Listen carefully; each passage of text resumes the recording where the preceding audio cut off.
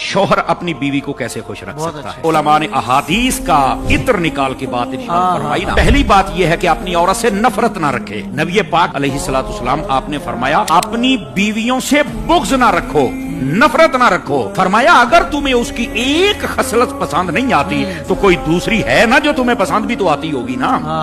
दूसरी बात तशद्दुद भी ना करे। ये जो बात बात पर आके सजा देना, धक्का देना, गालियां देना और उसके माँ बाप के ताने देना, ये बात गलत है, तशद्दुद भी नहीं है। और यहाँ पर भी हदीस शरीफ है हज़रत हाफिज़ साहब, नबी पाक सल्लल्लाहु अलैहि वसल्लम ने फरमाया अपनी औरतों को जिस तरह गुलामों को मारते हो ऐसे ना मारा करो। फरमाया कि शौहर को चाहिए मुख्तलिफ मौकों पर ना अपनी बीवी को तोहफा पेश कर दिया कर अपनी हैसियत के मुताबिक, और पसंद ना पसंद का बंदे को पता चल ही जाता है। उसके मुताबिक आप ये काम करना शुरू कर दें, आपकी बीवी खुश हो जाएगी। बीवी वो काम करे शौहर खुश, शौहर ये करे बीवी खुश। Medina Medina.